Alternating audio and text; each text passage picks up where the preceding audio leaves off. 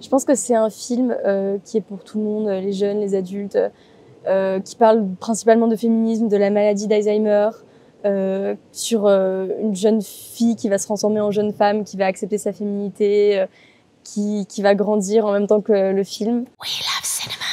Alors Manon, justement, c'est une jeune fille qui s'accepte pas trop, qui n'a jamais connu sa mère parce qu'elle est morte quand elle était très très jeune et qui a donc grandi avec son père et qui va rencontrer sa grand-mère parce qu'elle a la maladie d'Alzheimer. Comme sa grand-mère va commencer à la voir pour sa mère, elle va commencer à jouer sa mère et à grandir à devenir une femme à travers sa mère, à découvrir sa féminité, sa sexualité. Elle va prendre en assurance et prendre en force aussi au cours du film, en fait. C'est un des rôles que j'ai le plus préparé, je pense, parce que c'est un des rôles où j'ai été le plus là avant que le tournage débute. Avec Elodie, on a réécrit toutes mes parties du scénario. Enfin, je suis là dans toutes les scènes pour que ce soit déjà plus proche de moi, que ça soit vrai dans ma bouche. J'ai fait énormément de répétitions avec elle, avec les autres acteurs, avec Rita, avec Hélène. J'ai rencontré celui qui joue mon père, Olivier Gourmet. On a cuisiné un couscous ensemble pour se rapprocher. C'était très très drôle. C'est là où je suis totalement tombée amoureuse du personnage et c'est un acteur que je trouve immense. Du coup, j'ai aussi reçu Elodie qui m'a fait le journal de Manon. Donc j'ai pu énormément me nourrir de ses pensées et de l'intérieur de Manon, en fait. Énormément de préparation juste avant, quoi.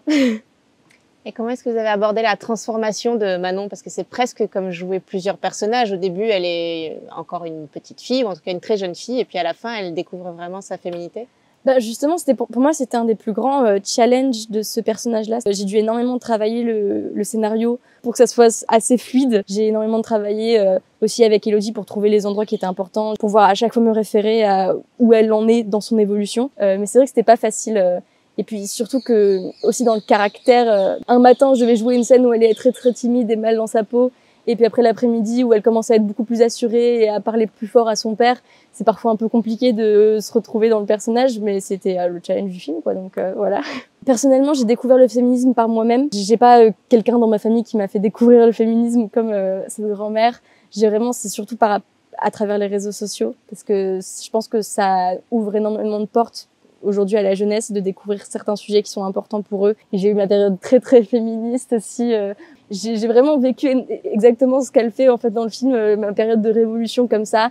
Mais donc c'était un sujet que je trouvais important d'aborder, et encore plus dans ce film que je trouve qu'il l'aborde d'une manière parfaite, en fait. C'est incroyable. Moi, j'ai toujours une relation avec mes grands-parents, et c'est vrai qu'il y a toujours une sorte de hiérarchie où on les voit différemment, et là c'était vraiment c'est une grand-mère qui est tellement simple, et je trouvais ça assez fascinant justement d'avoir ce sort de trio intergénérationnel qui paraissait presque normal, quoi. On se disait pas qu'il y avait un problème quand on tournait, avec Hélène surtout, que je trouve extraordinaire dans le film, tellement touchante et hilarante. Ce que découvre aussi Manon, c'est que sa mère et ses parents ont eu une jeunesse avant qu'elle n'existe. Oui. Ça, moi, je suis encore jeune, je peux pas imaginer une seconde que mes parents ont eu une jeunesse. Enfin, je sais, mais je peux pas les imaginer en train de faire la fête en boîte ou en train de draguer des filles. Je peux pas, non, mais c'est vraiment pas possible.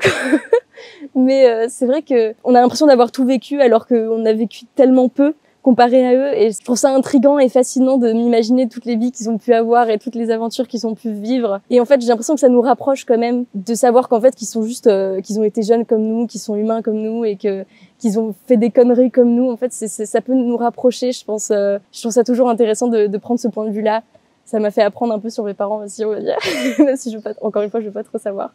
Mais voilà, quoi. Je pense que pour moi, le défi, c'était surtout l'humour. Tous mes films précédemment et séries et tout ça, c'était toujours des drames. Et c'était un peu le grand pas pour moi d'aller dans un film comique et de réussir justement de jouer l'humour, parce que je trouve que c'est une technique qui est très rigoureuse et c'est quelque chose qui est très pointilleux de faire un film comique, en fait, de réussir à faire rire les gens. Pour moi, il faut avoir un certain timing. C'est vraiment quelque chose je trouve que c'est un travail très impressionnant et pas du tout facile de réussir à faire rire avec son jeu, en fait. En plus, tout le monde, du coup, de ma famille, mes amis, ils me disaient tout le temps bon, on en a marre de chialer, on a envie de rire un peu, le prochain, faut que tu fasses une comédie. Donc c'est là, je leur offre la comédie. J'espère que ça va leur plaire. Mais du coup, voilà, c'était un peu le grand pas pour moi, de passer dans cette partie-là aussi du cinéma, que je trouve très pas du tout facile à appréhender, quoi.